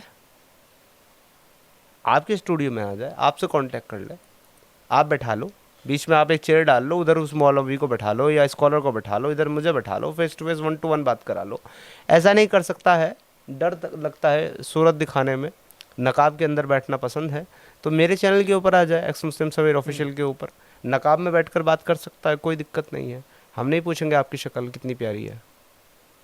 कुछ लोग तो अब सवाल खड़े करते ही हैं, और हो सकता है कि आपका पॉडकास्ट चलेगा तो उसमें सवाल जरूर होंगे, और हो सकता है वहाँ पे भी बहुत सारे लोग आपको सारे चैलेंज दें कि मेरे सामने आके सवाल जवाब कर लो। बहुत सारे, लेकिन मैं एक चीज़ बता दूं, सिर्फ 2 ही तरह के लोग कमेंट करेंगे हाँ। मुसलमानों में। एक तो वो जो गाली देने आएंगे, दूसरे वो जो ये कहने आएंगे कि तुम्हारे पास इल्म नहीं है, लेकिन मेरे पास भी इल्म नहीं है। तो कुरान में कई जगह पर काफिरों को मारने, डराने या जहन्नुम की धमकी दी गई है। क्या ये किताब नफरत को बढ़ावा नहीं देती? Absolutely, absolutely. काफिरों से नफरत कुरान सिखाता है, काफिरों से दूर रहना जो है वो कुरान सिखाता है, काफिरों के साथ जंग करना वो कुरान सिखाता है, काफिरों की माँ बहन बेटियों को गुलाम बना करके उनके साथ अभद्र व्यवहार करना, दुराचार करना, मार्केट में बेचना, ये कुरान और इस्लाम और हदीस सिखाती है। इसके अलावा जो है काफिरों के साथ कोई कारोबार ना करना, उनके साथ कोई तिजारत ना करना, उनके साथ कोई बिजनेस ना करना, ये कुरान सिखाता है। अपने मुल्क, अपने नेशन के प्रति वफादारी ना करना, ये कुरान सिखाता है, अगर वो नेशन, अगर वो मुल्क काफिरों का है और उसमें काफिरों की हुकूमत है तो। इसके अलावा देश की आर्मी ना ज्वाइन करना और देश को सर्व ना करना, ये इस्लाम सिखाता है, अगर वो आर्मी काफिरों की है, उसका लीडर एक काफिर है तो। सारी चीज़ें सिखाता है। तो इसका मतलब आर्मी ज्वाइन करने के लिए भी मना करता है? नहीं, बहुत सारे लोगों ने आर्मी ज्वाइन करना चाहा इस्लाम में, उनको बताया गया कि आप आर्मी ज्वाइन नहीं कर सकते हिंदुस्तान की, क्योंकि ये काफिरों की हुकूमत है और काफिरों की ये आर्मी है। तो बाद में कुछ लोगों ने तो इस्लाम ही छोड़ दिया इस वजह से। एक इधर कन्नड़ साइड के हैं एक्स मुस्लिम, उन्होंने सिर्फ इसी वजह से इस्लाम को छोड़ दिया साहब, कि जब उन्होंने आर्मी ज्वाइन करनी चाहिए तो उनके मौलवी ने कहा कि आप ज्वाइन नहीं कर सकते, ये हराम है। 497 क्लियरली कहती है कि ऐसी जगह पर मुसलमानों को अव्वल तो रहना नहीं चाहिए जहाँ पर अल्लाह का कानून नहीं बल्कि काफिरों का कानून है। अल्लाह का कानून क्या है? इस्लामिक शरिया। और काफिरों का कानून क्या है? जो आप फॉलो करते हो, कॉन्स्टिट्यूशन वगैरह है, कुछ भी। ऐसी जगह नहीं रहना चाहिए। अगर रह रहे हो तो इस जद्दोजहद में और इस कोशिश में लगे रहो कि आप उस हुकूमत का तख्ता पलट करके अपनी इस्लामी हुकूमत कायम करोगे वहाँ पर। और अगर आप ये दोनों काम नहीं कर रहे, यानी वहाँ से जा भी नहीं रहे, छोड़ करके दूसरी जगह पर जहाँ काफिरों की हुकूमत है, और उस काफिरों की हुकूमत को बदलने की, उस निज़ाम को बदलने की कोशिश भी नहीं कर रहे हैं, तो अगर आप इस हाल में मरते हैं आप सीधा जहन्नम जाएंगे, क्योंकि आप काफिर हैं। ये 497 कहती है, कुरान कहता है। अब आप देखो, आप एक ऐसी आइडियोलॉजी से या ऐसी आइडियोलॉजी के मानने वालों से ये उम्मीद कैसे कर सकते हो कि वो इंसानियत के प्रति वफादार होंगे या देश के प्रति वफादार होंगे? तो सर ये बिल्कुल सिखाता है। और जहाँ तक जहन्नम की बात है, सर भरा पड़ा है कुरान इससे तो, कि हमने उनके लिए जो है दर्दनाक अजाब तैयार कर रखा है, आग तैयार कर रखी है। उस आग की खासियत बता रहा है कुरान कि वो आग ऐसी है कि उसका अगर एक छोटी सी चिंगारी ज़मीन में डाल दी जाए तो पूरी दुनिया खलाक हो जाए। ठीक है, वहाँ ऐसा खाना हम खिलाएंगे कि वो खाने की अगर एक बूंद दुनिया के खाने में डाल दीजिए, सारी दुनिया के खाने को बर्बाद कर दे, वो तुमको खाना पड़ेगा। जक्कूम का हम तुमको पानी पिलाएंगे, दरख्त खिलाएंगे, और लहू और पीप जो गंदी चीज़ें हैं बदन से निकलने वाली, वो तुमको पिलाई जाएगी अगर तुम काफिर हो तो। अगर तुमने दुनिया में बहुत सारा माल जमा किया और तुमने अल्लाह के रास्ते में सदका खैरात नहीं किया, तो उस माल को जो है ना हम, यानी कि उन सिक्कों को हम जो है ना गर्म कर करके तुम्हारी बॉडी पे चिपका दें। तो ऐसी ऐसी चीज़ें जो है वो भरी पड़ी हैं। और ये बड़ी मजाक के खेल बात है सुन करके। इनको मुसलमान तो जो है ना थर थर कांपता है, और हम इसको सुन करके हंसते हैं। अगर कोई इंसान अल्लाह को मानता है लेकिन मोहम्मद को नहीं मानता, तो क्या वह स्वर्ग के लायक नहीं है? वो पिटाई के लायक। अकॉर्डिंग टू ऐसा क्यों? अकॉर्डिंग टू इस्लाम कलमे के 2 जुज़ हैं जो कि कुरान में नहीं है। एक कलमा कुरान में नहीं है, एक कलमा अलग अलग आधा आधा लिखा हुआ है। कहीं पर मोहम्मद रसूलुल्लाह लिखा है, कहीं पर ला इलाहा इल्लल्लाह लिखा हुआ है, लेकिन इसको मिलाकर के कलमा बनाया गया ला इलाहा इल्लल्लाह और मोहम्मद रसूलुल्लाह, लेकिन दोनों ही कुरान में है आधे आधे। यही पहलगांव में बुलवाया गया था ना। हाँ, तो देखिए, जो इंसान अल्लाह पर ईमान रखता है लेकिन मोहम्मद साहब को पे ईमान नहीं रखता, तो वो मोहम्मद साहब की शरीयत को कैसे फॉलो करेगा? या वो अल्लाह का जो ऑर्डर है कुरान, वो उसको कैसे फॉलो करेगा? क्योंकि वो तो मोहम्मद साहब पे ही आया है। तो अगर आप मोहम्मद साहब को ही नहीं मानते तो फिर आप उस कुरान को भी नहीं मानेंगे जो आया है। जब उस कुरान को नहीं मानेंगे तो आप अल्लाह को नहीं मानेंगे। कारण क्या है? क्योंकि इस किताब से पहले, इस कुरान से पहले किसी भी स्क्रिप्चर में गॉड का नाम अल्लाह नहीं है। कलमा में सिर्फ मोहम्मद का जिक्र क्यों है? ईसा, मूसा या किसी और नबी में इसमें क्यों नहीं जोड़ा गया? सवाल तो वैलिड है, लेकिन अगर किसी मुसलमान से आपने पूछा होता तो आपको जलेबियाँ मिलती। और वो जलेबी क्या है? यानी कि जलेबी हम उसको कहते हैं जो बात कोई आदमी अपनी तरफ से घुमा फिरा करके बताए लेकिन उसका कोई प्रूफ ना दे पाए, उसको साबित ना कर पाए। मुसलमानी स्कॉलर्स को हमने सुना है कहते हुए इस बारे में कि जैसे ही कोई नबी भेजते थे दुनिया में अल्लाह ने लगभग लमसम 1,24,000 नबी भेजे हैं। और हर नबी को किसी ट्राइब के ऊपर भेजा, किसी को किसी इलाके के ऊपर भेजा, किसी को किसी नेशन के ऊपर भेजा, किसी को किसी कौम के ऊपर भेजा। लेकिन हमने मोहम्मद साहब को आखिर में भेजा और पूरी दुनिया के लिए भेजा। तो सबको हमने अपना कलमा दिया। ये लोग कहते हैं, ये मुल्ला की डेफिनेशन है, वो कहते हैं कि जी जब अल्लाह ने इब्राहिम को भेजा था तो उसको जो है ना कहा था कि ला इलाहा इल्लल्लाह इब्राहिम खलीलुल्लाह। उसके बाद जब मूसा को भेजा था तो उसको कहा था कि मूसा कलीमुल्लाह। उसके बाद जब ईसा को भेजा था तो ईसा को कहा था ईसा रूहुल्लाह, है ना। अच्छा जी, और जब हमारे मोहम्मद साहब को भेजा तो उनको भेजा मोहम्मद रसूलुल्लाह। तो ये कहते हैं कि सबके अपने अपने कलमे थे, लेकिन अगर इनसे रेफरेंस मांगोगे आप या मैं मांगूंगा तो ये भाग जाएंगे। कुछ नहीं होगा, है ही नहीं इनके पास रेफरेंस, कहीं लिखा हुआ ही नहीं किसी किताब में ऐसा है, तो ये भाग जाएंगे। क्यों? ये सब इनकी अपनी मनगढ़ंत बातें हैं। तो सर मोहम्मद का नाम इसलिए है क्योंकि ये शरीयत मोहम्मद की है, ये दीन मोहम्मद का है, ये कलमा मोहम्मद का है। इनका दावा है दीन इस्लाम तब से है जब से आदम आया था दुनिया में, पहला इंसान। ठीक है जी, तब से दीन इस्लाम है। आप भी आदम को ही मानते हैं? मैं किसी को नहीं मानता, मैं तो अल्लाह को नहीं मानता। इनके तो आदम तो बहुत दूर की चीज़ है। तो सबसे पहले क्या आया था? इनका कहना है कि इनके मुताबिक, इस्लामिक नैरेटिव के मुताबिक बता रहा हूँ कि उनका कहना है कि सबसे पहले आदम दुनिया में आया और वो मुसलमान था और वो पहला नबी था। तो मैं इनसे सिर्फ 2 सवाल करता हूँ सर। आपका कुरान में मूसा का जिक्र है, उसको नबी रसूल कहा गया है। ईसा का जिक्र है, उसको भी नबी रसूल कहा गया है। दाऊद का जिक्र है, उसको भी नबी रसूल कहा है। इसहाक का है, उसको भी नबी रसूल कहा है। आइज़ेक यानी कि आपने जितने नबियों का आप ईमान रखते हो, 20-25 लगभग मोटे मोटे से इनके पास नाम है, 25-26 के आसपास। 1,24,000 है, लेकिन 25-26 के नाम बस इनको पता है, ज़्यादा के नहीं पता। तो उनको नबी और रसूल कहा गया है। लेकिन अनफॉर्चुनेटली सर, आदम का जिक्र कुरान के अंदर 4 मकामात पर किया गया, मल्टीपल आयतों के अंदर। यानी कि 4 जगह पर उनका वाक़या बयान किया जा रहा है और मल्टीपल आयतों में किया जा रहा है। एक भी आयत कुरान की आदम को ना तो मुसलमान कहती है और ना नबी कहती है। और जो अभी जो कहते हैं कुरान अल्लाह की है या मुल्ला की चल रही है? मुल्ला की कोई कुरान नहीं है। जो भी कुरान है वो अल्लाह की भी कोई कुरान नहीं। मैं आपको बता दूं, ना तो अल्लाह की कोई कुरान है ना मुल्ला की कोई कुरान है। कुरान जो है ना वो इनके अर्ली स्कॉलर्स की है, उन्होंने इसको गढ़ा है। यहाँ तक कि 1921 तक उसको चेंज किया है। मुसलमान कहता है ना कि कुरान कभी चेंज नहीं हुआ, ये खुदा की किताब, ये चेंज नहीं हो सकती। इसके बारे में आयत है, इन्ना नहनु नज़्ज़लना ज़िक्रा व इन्ना लहु लहाफ़िज़ून, हमने इस जिक्र को नाजिल किया, हम इसकी हिफाजत करेंगे। एक बकरिया ही आकर के आयतें खा गई, कहाँ से हिफाजत करी आपने? तो ये कहते हैं कि इसलिए चेंज नहीं हुआ। सच है क्या ये बकरी आकर के खा हाँ, गई? हदीसों में लिखा हुआ है। आयशा रज़ियल्लाहु तआला अन्हा रिवायत करती हैं कि जब नबी की इंतकाल का वक्त था और हम सब उसमें बिजी थे, तदफीन वगैरह में, नबी साहब निकल लिए थे और उनको दफनाने के लिए हम लोग बिजी थे, तो रजम और रजात की आयतें कागज़ पर लिखी हुई आयशा के बिस्तर के ऊपर रखी हुई थी। एक बकरी यार आकर के खा गई। उस समय कागज था? हाँ, कागज़ तो जो है वो कुछ और फॉर्म में हो रहा है। चाइना ने बहुत पहले से जो है ना वो इन्वेंट कर लिया। सर 2nd सेंचुरी में चाइना ने पेपर बना लिया था। ये तो बात कर रहे हैं हम 6th और 7th सेंचुरी की। 500 साल पहले से कागज़ था। रसूलुल्लाह फिर वो सुलह हुदैबिया किसके ऊपर लिख रहे थे अगर कागज़ नहीं था? ट्रीटी। रसूलुल्लाह कैसो किसरा को ख़त कहाँ पे लिख रहे थे अगर कागज़ नहीं था? था कागज़, तभी तो लिख रहे थे। इनके पास जो आज नुस्खा पड़ा हुआ है कुरान का सबसे पुराना, जो कि टर्की के अंदर है, वो भी कागज़ पर लिखा हुआ है।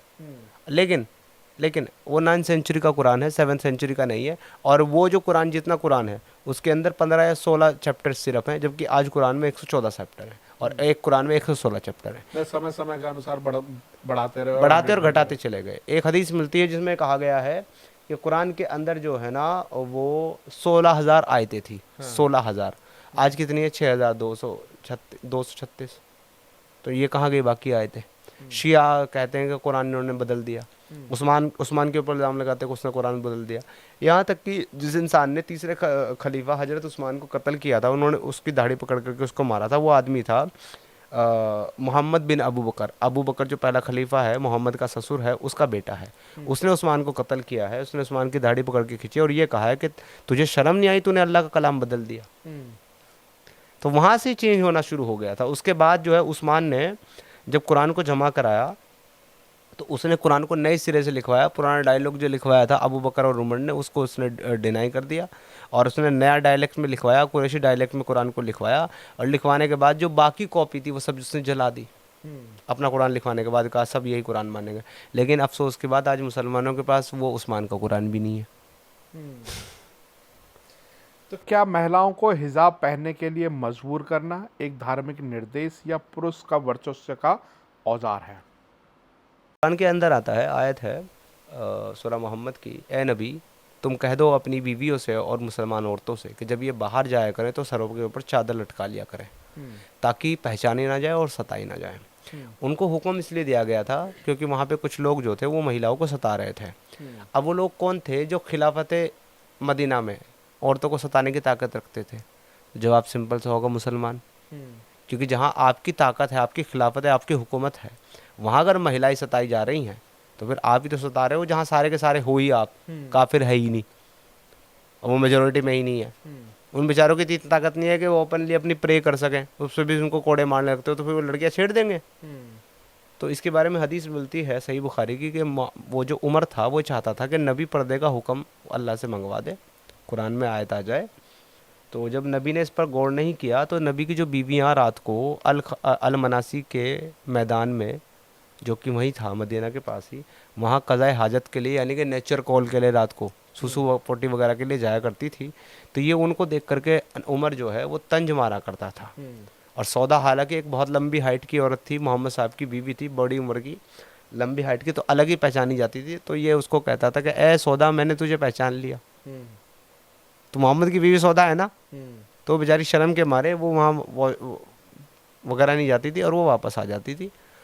तो जब वो वापस आई और मोहम्मद साहब ने देखा कि भाई ये उमर तो अब मेरी बीवियों को छेड़ने पे आ गया, तो तब जा करके उन्होंने ये आयत दी। तब अल्लाह ने मतलब ये आयत नाजिल करी मोहम्मद साहब के ऊपर कि जब अपनी बीवियों को और मुसलमान औरतों को कह दो कि जब बाहर चली जाएं तो अपने सरों के ऊपर चादर लटका लिया करें ताकि पहचानी जाएं और सताई ना जाए। पहचानी जाए कैसे? मतलब जो चादर लटका के चल रही है वो मुसलमान है और जो चादर नहीं लटका के चल रही है वो लौंडी है, काफिर है, गुलाम है। बात खत्म।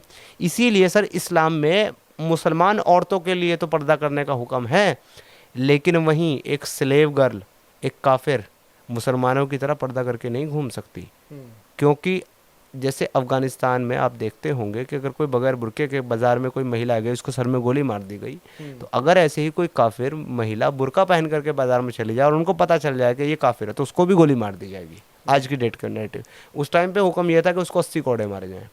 तो कोई गुलाम लड़की मुसलमान लड़कियों की तरह, महिलाओं की तरह पर्दा नहीं कर सकती थी, उसको कोड़े मारे जाते थे। खुद उमर ने अपनी गुलाम लौंडी को पीटा इसके बात के ऊपर कि तू मुसलमानों की तरह पर्दा करके घूमती है, तुझे तो नंगा घूमना है। तो ये सीधा सीधा माना जाए कि पुरुष की वर्चस्व का वो था। बहुत सारी आयतें कुरान में जो ऐड हुई है वो उमर की वजह से आई हैं। उमर ने चाहा इस तरह की आयत और वो आयत आई। अगर नहीं आती थी तो वो इस तरह की हरकतें करके मंगवा लेता था, मगर वो आती थी। आज जो अजान मुल्ला देता है ना बोंगे के ऊपर खड़ा होकर के अल्लाह अकबर अल्लाह अकबर, ये सारे के सारे वर्ड भी उमर के हैं।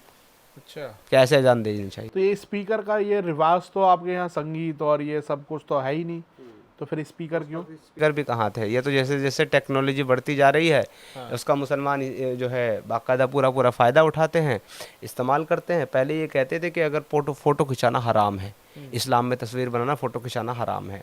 उसके बाद कहने लगे नहीं, अगर हज के लिए जा रहे हो तो फ़ोटो खिंचवा सकते हो।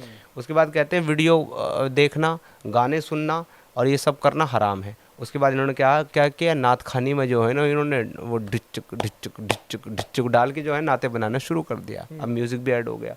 उसके बाद इन्होंने कहा कि वीडियो हराम है, फिल्में देखना हराम है, फिल्में बनाना हराम है। उसके बाद आज ये बैठते हैं मुल्ला ऐसे और जो है माइक लगा करके ऐसे बढ़िया HD कैमरा लगा करके बोलते हैं हमारे चैनल को लाइक करें, शेयर करें और सब्सक्राइब करें। ये सब वो आराम नहीं है। ये सबके सब दोगले हैं साले, सब दोगले हैं ये। और ये अगर वाकई कोई अल्लाह है ना ऐसा, जिसने लोगों के लिए जहन्नम तैयार कर रखी है, यकीन माने हम लोग तो बाहर खड़े रहेंगे, ये सब के सब अंदर जाते हुए देखेंगे हम लोग। इन सब की पिटाई होगी वहाँ पर, ये सब के सब वहाँ डाले जाएंगे। यही लोग मुस्तहिक है सर उस जहन्नम के, जिस जहन्नम का ये रात दिन रोना रोते हैं। क्या आपको लगता है कि इस्लाम शिक्षा पद्धति यानी कि मदरसे बच्चों को आधुनिक सोच के बजाय धार्मिक कट्टरता की ओर धकेलते हैं? दुनिया में इस्लामी तालीम का ही सबसे ज़्यादा इम्पोर्टेंस इस्लाम में है। अगर आप दुनियावी तालीम हासिल कर रहे हो तो उसको ये तो नहीं कहा जाता कि आप मत हासिल करो, क्योंकि अगर आप दीन के फ़ायदे के लिए कोई लैंग्वेज भी सीख रहे हो, कोई नया इल्म भी हासिल कर रहे हो दीन फैलाने के मकसद से, तो वो भी अच्छी बात है, सवाब है। जैसे कि बहुत सारे सहाबा जब उस टाइम पे वो लोग ट्रैवल करके गए दूसरी कंट्रीज़ में, तो उन्होंने उनकी ज़बानें सीखी, उनकी लैंग्वेज सीखी, उनका लिखने का तरीका, उनका पढ़ने का तरीका, उनके सब कल्चर वगैरह सब सीखे उन्होंने। तो उसके लिए तो इजाज़त है। जिसने ला इलाहा इल्लल्लाह मोहम्मद रसूलुल्लाह कहा वो जन्नत ज़रूर जाएगा, क्योंकि नबी की हदीस है, उसको मैं बाद में कोट करता हूँ क्या है, अभी इस बात को पूरा बता देता हूँ आपको।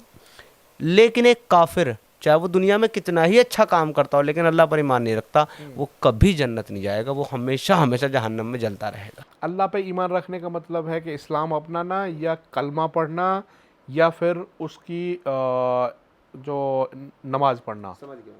देखिए ज़ाहिरी तौर पर तो दुनिया के लिए, लोगों के लिए, मुसलमानों के लिए तो इतना ही नफ़ा है कि मैंने कह दिया ला इलाहा इल्लल्लाह मोहम्मद रसूलुल्लाह।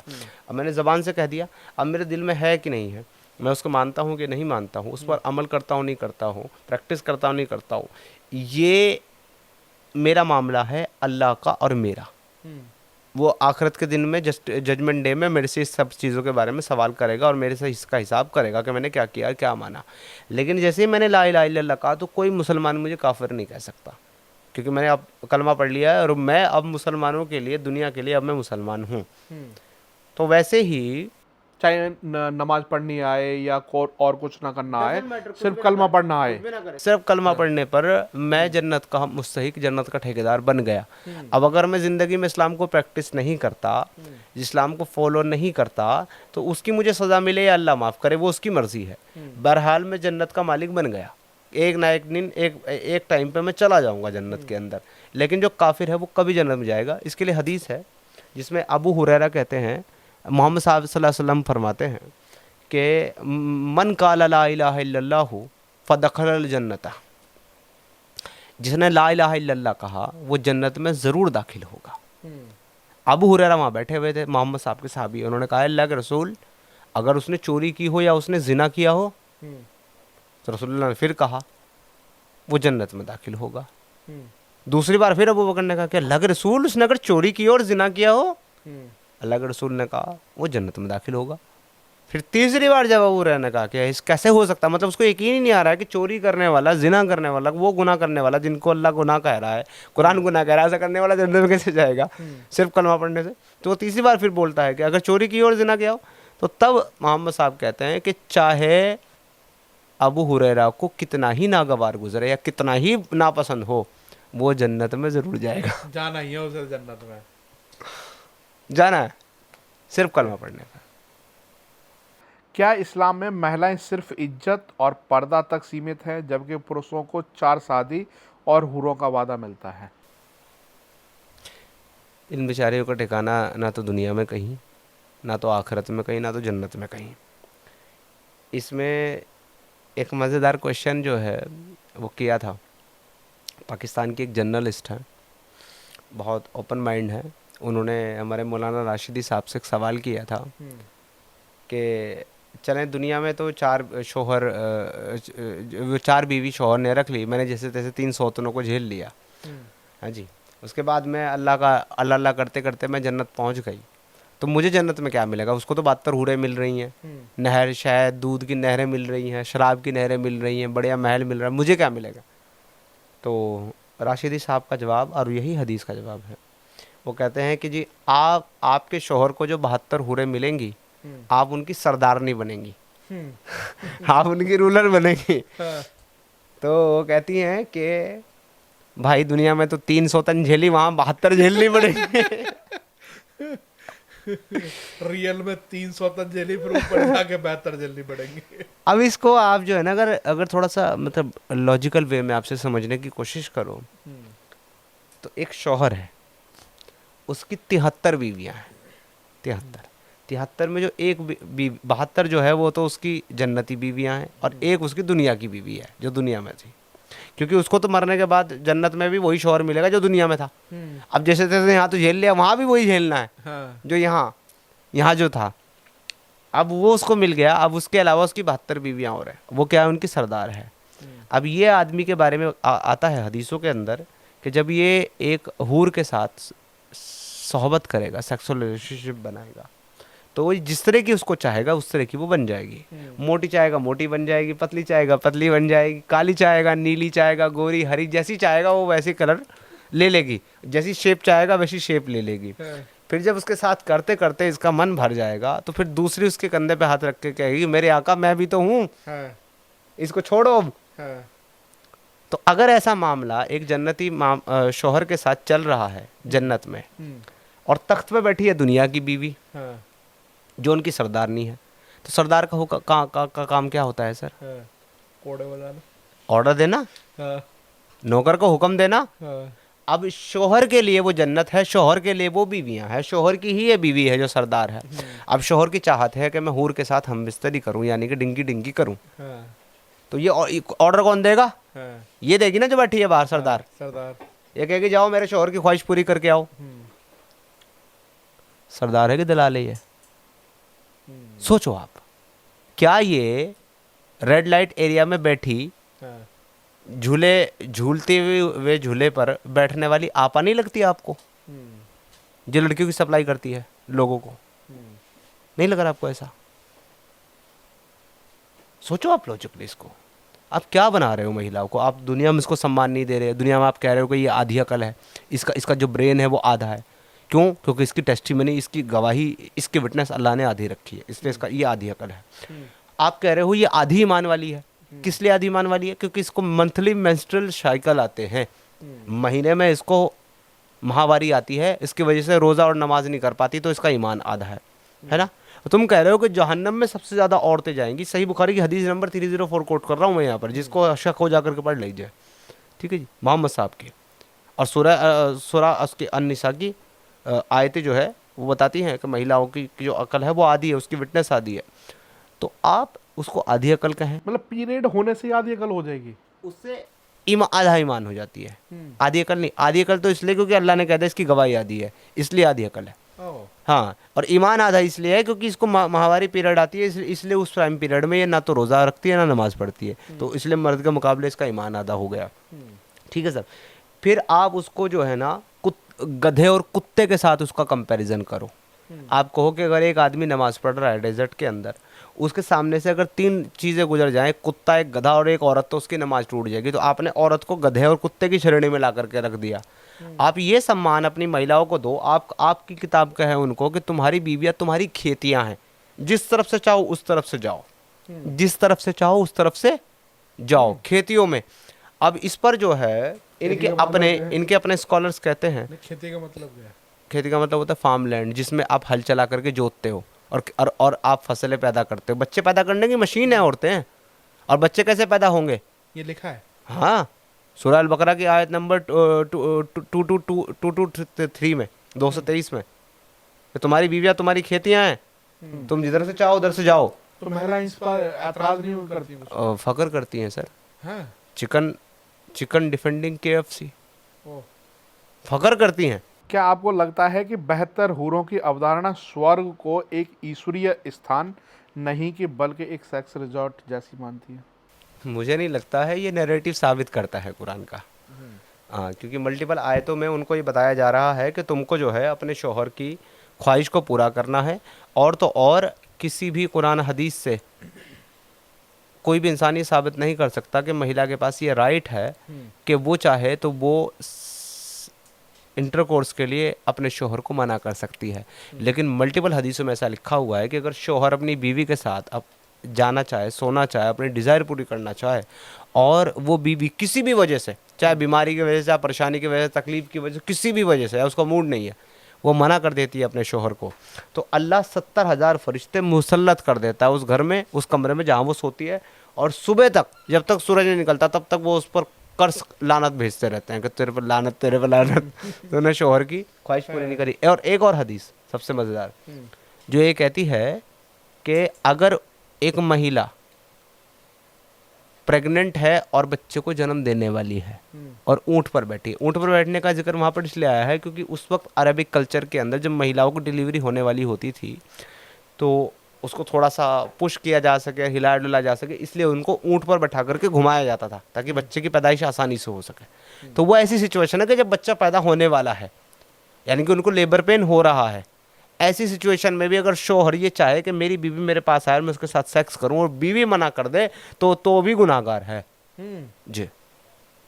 अब आप बताइए कि ये जो आप सवाल कर रहे हैं ये तो कुरान और हदीस से प्रूव है। कुरान या हदीस में जिन हूरों का वर्णन है, लंबी आंखें, गोरी चमड़ी, कुंवारी स्त्री, क्या यह ईश्वर की बनाई आत्मिक दुनिया है या 7वीं सदी के पुरुष की कल्पना है? जैसे कहते हैं, कल्पना करते हैं कि हूर मिलेगी, अगर हाथ से भी अगर टच कर दिया तो वो लाल हो जाएगी, पानी जैसा उसका रंग होगा, इस तरह की कल्पनाएं होती है। क्या मानते हैं आप इसे? ये कल्पनाएं वैसे कुरान में नहीं है। कुरान में सिर्फ इतना ही है कि हम उम्र फुल ब्रेस्टेड, यानी कि बड़े उभारों वाली, बड़े स्तनों वाली इस जो है बीवियां वहाँ पर मिलेंगी जन्नत के अंदर। बाकी उसकी जो एक्सप्लेनेशन है ना, फिर वो बढ़ा चढ़ा करके जो बताया गया है ना, वो मुल्लाओं ने बताया है। पाकिस्तान के अंदर एक मौलाना है, उसका नाम है मौलाना तारिक जमील। हम उसको प्यार से हूर वाले बाबा कहते हैं। अच्छा, हूर वाले बाबा। हाँ, क्योंकि उनका जितना भी बयान होता है, जितनी भी वो बातें करते हैं, वो सब की सब बेस होती है सिर्फ हूर के ऊपर। तो उनका काम रात दिन यही है, हूरों के वर्णन करना और हूरों को बेचना। और बेचते कैसे हैं? वो मोमिनों को जो है ना पक्का सच्चा मोमिन बनाते हैं, यानी कि ब्रांडेड ज़ोंबी बनाते हैं, और फिर कहते हैं कि आप ब्रांडेड ज़ोंबी बन जाओ, ऊपर आपको ऐसी ऐसी हूरें मिलेंगी। पानी में थूक दे तो पूरा खारा समंदर भी मीठा हो जाए, अपनी उंगली एक नीचे कर दे तो सूरज फीका पड़ जाए, अपना दुपट्टा लहरा दे तो पूरी दुनिया खुशबू से मुअत्तर हो जाए, इतर इतर हो जाए सब जगह पर, है ना। और अगर 70 लिबास भी पहन ले, 70 लिबास पहन करके भी उसका जो बोन मेरो है, उसकी जो बॉडी है, जो अंदर तक का पूरा दिखाई देगा एक्सरे मशीन की तरह। तो भाई फिर 70 पहनाने की जरूरत क्या है? बेचारे को गर्मी नहीं लगेगी। ना ही पहनाओ जब दिखना वैसे भी है, पहना नहीं तो एक पहना लो, उसमें भी दिखना है, तो 70 क्यों लाद रहे हो उसके ऊपर जोड़े? तो ये इस तरह की कोरी कल्पनाएं ही हैं, क्योंकि इनका रियलिटी से, सच्चाई से कोई लेना देना नहीं है। एक सवाल पूछना, केवल मुल्लाओं की है। एक सवाल पूछना चाहता हूँ मैं उन सारे लोगों से जो इस तरह की कल्पनाओं को करते हैं, उसको समाज में फैलाते हैं, और वो लोग जो उस पर यकीन करते हैं। आपका मानना ये है कि जब इंसान की मौत होगी तो उसकी रूह निकल जाएगी और बदन जो है उसका यहाँ दुनिया में ख़त्म हो जाएगा। किसी का जला दिया गया, उसकी राख हवा में उड़ा दी गई, किसी को दफना दिया गया, कोई तो जल समाधि ले रहा है, उसको मछलियाँ खा जाती हैं, है ना, उसका शरीर ख़त्म हो गया, रूह आपके मुताबिक अल्लाह के पास चली गई। आखिरत के दिन उसको असेंबल कर लिया, बुला लिया गया, उससे हिसाब किताब किया गया और फिर उसको जन्नत जहन्नम का फैसला सुना दिया। मैं ये पूछना चाहता हूँ, रूह को दर्द होने के लिए जिस्म की ज़रूरत है, रूह को खुशी महसूस होने के लिए जिस्म की ज़रूरत है, रूह को दुख तकलीफ़ होने के लिए भी जिस्म की ज़रूरत है, रूह को आप मारोगे काटोगे उसके लिए भी जिस्म की ज़रूरत है। वरना रूह को तो आप ना मार सकते हो, ना काट सकते हो, ना जला सकते हो, तो फिर रूह को तो डिज़ायर भी नहीं होती, रूह की तो सेक्सुअल नीड भी नहीं होती, रूह को भूख भी नहीं लगती, रूह को शराब भी नहीं चाहिए, उसको मेवे भी नहीं चाहिए, उसको दूध भी नहीं चाहिए। तो अगर रूह जाएगी अल्लाह के पास और रूह जन्नत में जाएगी, तो आपका अल्लाह दूध, शहद, शराब, बीवियां, सेक्सुअल डिज़ायर, ये किसको देगा? रूह को तो इन सब चीज़ों की नीड ही नहीं है, और ना वो इन सब चीज़ों का इस्तेमाल भी कर सकती है। अगर वो चाहे भी छूना तो छू भी नहीं सकती। तो फिर आप ये जन्नत के मज़े लूटोगे कैसे रूह के साथ? क्योंकि बदन तो आपका ख़त्म हो गया, जिस्म तो ख़त्म हो गया आपका। अब उस पर ये पता है क्या कहते हैं? अल्लाह वहाँ पे नया जिस्म देगा जन्नत में। तो उससे जो है उसमें रूह डाली जाएगी, और वो जो उसमें इंसान की जो उम्र होगी वो ईसा अलैहिस्सलाम की उम्र होगी, जितनी ईसा अलैहिस्सलाम की उम्र, यानी 33 साल। जो जवानी होगी वो दाऊद जैसी होगी, ताकत। दाऊद जो है ना, वो लोहे को ऐसे मोड़ दिया करते थे हाथ से। इन्होंने स्टोरियाँ बना रखी है दुनिया भर की, फेरी टेल्स। और जो खूबसूरती होगी वो यूसुफ अलैहिस्सलाम जैसी होगी उस जिस्म की। तो वो बड़े खूबसूरत थे, इतने खूबसूरत थे कि महिलाओं ने सेब काटते काटते अपने हाथ ही काट लिए, उनको पता ही नहीं चला, बस देखती ही रही यूसुफ को, इतने खूबसूरत थे। तो ये इस तरह की बातें बताते हैं, लेकिन इनसे सिर्फ सिंपल सा सवाल ये है मेरा और किसी से भी जो इन बातों को मानता है, भाई अल्लाह को अगर आपको ये सब चीज़ें देनी होती और आपको जन्नत में भेजना होता, तो अल्लाह आपको दुनिया में ही नहीं भेजता। क्योंकि अल्लाह ने जब सबसे पहले आदम को, यानी कि दुनिया, इनके मुताबिक दुनिया के इंसानों के बाप को जब बनाया और कहा इन्नी ज़ाइल खलीफती फिल अर्ज़, मैं ज़मीन के लिए खलीफा बनाना चाहता हूँ, और उसके बाद कहा कि जब मैं इसको बना लूँ फरिश्तों तुम इसको सजदा करना, सब ने सजदा किया, लेकिन इब्लीस ने सजदा नहीं किया। बेचारा कैसे करता, फरिश्ता तो था ही नहीं, शायद वो तो जिन था। अब अल्लाह हुक्म दे रहा फरिश्तों को, फरिश्तों सजदा करो, उसने सजदा नहीं किया, तो बेचारा क्यों करेगा? तुम कह रहे हो लड़के लड़के खड़ी हो जाओ, लड़कियाँ क्यों खड़ी होगी, उनका दिमाग ख़राब है। खैर उसने सजदा नहीं किया, उसको जा बाहर निकाल दिया। फिर आदम को कहाँ भेजा अल्लाह ने? कहा कि तुम अपनी बीवी के साथ जन्नत में दाखिल हो जाओ और यहाँ की चीज़ों को खाओ और अपनी ज़िंदगी को आराम से गुजारो। अल्लाह का धोखा, अल्लाह का अलतकैया, अल्लाह का डिसेप्शन यहीं से शुरू हो जाता है कि फरिश्तों को कहता है कि मैं ज़मीन के लिए खलीफा बनाने वाला हूँ, और भेज देता है जन्नत में। आपने तो जन्नत के लिए बनाया नहीं था, उसको जन्नत में क्यों भेजा? फिर कहता है कि देखो शैतान तुम्हारा दुश्मन है, उसकी बातों में ना आना। शैतान को कहता है तू जन्नत से निकल जा, दोबारा जन्नत में नहीं आ पाएगा। अब शैतान इसके बाद भी जन्नत में घुस जाता है कि अल्लाह ने कह दिया कि तू जन्नत में नहीं आ सकता, यानी अल्लाह की मर्जी नहीं है कि शैतान जन्नत में जाए, फिर भी वो जन्नत में घुस गया। जा कर के आदम को, आदम की बीवी को बहका दिया। बहकाने के बाद में ये कहा था कि इस फल का, इस पेड़ का फल मत खाना। पेड़ कौन सा था? गेहूं का पेड़, उस पर गेहूं लगे थे कि ये मत खाना। अब अगर अल्लाह नहीं चाहता था कि वो खाए तो ना लगाता, उस पेड़ को वहाँ से हटा देता। क्यों लगाया? जन्नत क्यों भेजा? दुनिया में भेजना चाहिए था। अब वो बहका दिया, और जिस शैतान को कह दिया कि तू जन्नत में नहीं आ सकता, वो जन्नत में जाके बहका दे रहा है। अब वो बेचारे ने फल खा लिया। इस पर कहा कि तूने तो मेरे हुक्म की नाफरमानी कर दी, तो तुझे दुनिया में फेंकता हूँ। बनाया ही वहीं के लिए था, भेजना वहीं था, लेकिन डिसेप्शन देखो, धोखा देखो, ड्रामेबाजी देखो कि कितना घुमा फिरा करके उसी को गुनाहगार बना करके और शैतान को गुनाहगार बना करके भेज दिया बाहर, जबकि ये सब अल्लाह की मर्जी थी। तो भाई इसकी क्या गारंटी है कि जिस शैतान को तुम रात दिन कोसते हो, जो एक बार पहले घुस गया जन्नत में अल्लाह की मर्जी के खिलाफ, अब वो क़यामत के बाद फिर नहीं घुस जाएगा? इसकी क्या गारंटी है? तुम्हारा अल्लाह तब नहीं रोक पाया, अब कैसे रोकेगा? दूसरी बात, तुम जन्नत के लिए फटे जा रहे हो, मरे जा रहे हो। बहुत से तो बॉडी पे बॉम्ब बांध करके फट जाते हैं, है ना? अगर तुमको उसने मरने के बाद जन्नत में नहीं भेजा तो तुम क्या कर लोगे? और अगर जन्नत में भेज करके फिर कहीं और भेज दिया तो फिर क्या कर लोगे? तुम्हारे अब्बा को साथ ऐसा कर चुका है, वो जन्नत में भेज के उसको दुनिया में फेंक चुका है बिना किसी गलती के, है ना? तो तुम्हारे साथ क्यों नहीं हो सकता? ये मुसलमानों को सोचना चाहिए। इनकी सवालों के, इनके जो बिलीव है ना, उनके कॉन्ट्राडिक्शन, उनके जवाब, इनकी ये हवाई बातों को निरस्त करने वाली जितनी भी आर्ग्यूमेंट्स है ना, वो इनके अपने ही पास मौजूद है। इनको बाहर से कहीं कुछ लेने की ज़रूरत नहीं है, बस दिमाग लगाने की ज़रूरत है। जिस दिमाग को ये इस्तेमाल करना नहीं चाहता, ये सोच कर के ये अल्लाह का दीन है, ये अल्लाह का कलाम है, ये मोहम्मद का हुक्म, आई विल फॉलो ओनली। तो समीर कभी हज की यात्रा पे गए कि नहीं गए? ना ना ना, अच्छा हुआ मेरे पैसे और टाइम बच गया, उससे पहले इस्लाम छोड़ दिया मैंने। क्यों हज यात्रा में ऐसी क्या दिक्कत है? हज यात्रा में फ़ायदा क्या है? क्या स्पेशल है हज यात्रा में? अब ये तो मुझे नहीं पता, पर मुझे मौलाना से पूछना पड़ेगा। नहीं, ये मुझे हज करने वाले बताएं कि इसके अलावा कि आपको एक किताब में ये बता दिया गया कि हज करना फ़र्ज़ है आपके ऊपर, और अगर आप हज करोगे तो अल्लाह आपके सारे गुनाह माफ़ कर देगा और जन्नत में दर्जे बुलंद करेगा। इसके अलावा मुझे दुनिया का एक फ़ायदा बताया हज करने का क्या है, एक फ़ायदा कोई। तो हम आगे की तरफ बढ़ते हैं। ये नमाज़ पढ़ने का एक फ़ायदा बता दे कोई दुनिया में। अच्छा, नमाज पढ़ने से भी कोई फायदा नहीं, अल्लाह क्या खुश नहीं फ़ायदा होते। दुनिया में, क्या फ़ायदा? वो तो अल्लाह खुश हो रहा है नहीं हो रहा है वो तो आखिरत के बाद पता चलेगा लोगों को। अब तो नहीं बता रहा अल्लाह करके मैं खुश हुआ या मैं नाराज़ हुआ, नहीं बता रहा ना, वो तो बैठा है।